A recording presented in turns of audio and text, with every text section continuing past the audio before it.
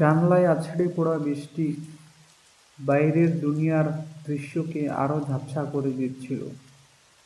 গভীর বৃষ্টিপাতে আমার অন্তর্নিহিত উদ্বেগের প্রতিচ্ছবি বলে মনে হচ্ছিল।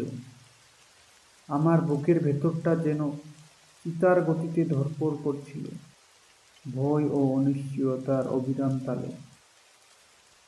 এক সময়কার পরিচিত ঘর এখন অপরিচিত বলে মনে হচ্ছিল। ঘরের প্রতিটি শব্দ আমার উদ্বেগকে আরো বাড়িয়ে দিচ্ছিল। সকালে ঘুম থেকে উঠে দেখি আমার পাশের জায়গাটি খালি। আমার স্বামী তেনজিন চলে গেছেন। না কোনো চিঠি, না কোনো বিদায় শব্দ, শুধুমাত্র একটি ভয়ঙ্কর নীরবতা। ঘরের ভেতর তাকে খুঁজতে গিয়েছিলাম, ডেকেও ছিলাম, কিন্তু কোনো সাড়া পাইনি।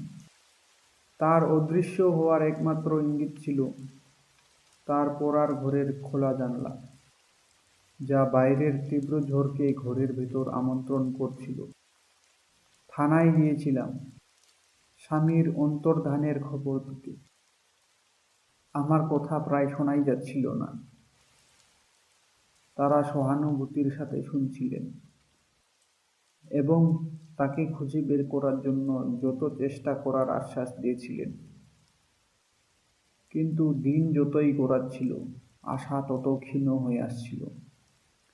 তার কোনো খবর পাওয়া যায়নি। তেনজিনের অদৃশ্য হওয়ার রহস্য আরো গভীর হয়ে যাচ্ছিল। দিন যত গড়াচ্ছিল, আমি নিজেকে বিভিন্ন আবেগের সাথে লড়াই করতে দেখছিলাম। শোক, ভয় এবং বিভ্রান্তি আমাকে গ্রাস করছিল। আমি এখন একাকী মা। আমাদের ছোট ছেলে তাসিককে বড় করার দায়িত্ব এখন আমার উপর।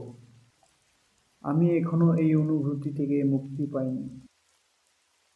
এক সময়কার শান্ত গ্রামটি এখন লাগতো যেমন একটি ভয়ঙ্কর নীরবতায় আচ্ছন্ন হয়ে গেছে।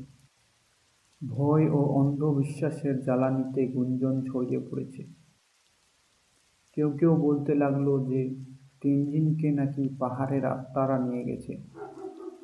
আবার কেউ কালো জাদুর কথাও বলতে লাগলো। এদিকে ঝড়ের তাণ্ডব চলছিল, আর আমি জানলার পাশে চিন্তায় নিমগ্ন হয়ে বসেছিলাম। বৃষ্টি আমাকে তার কথা বেশি ভাবাতেছিল। আমার অন্তরাত্মা শূন্যতায় ভরে গিয়েছিল বলে মনে হচ্ছিল।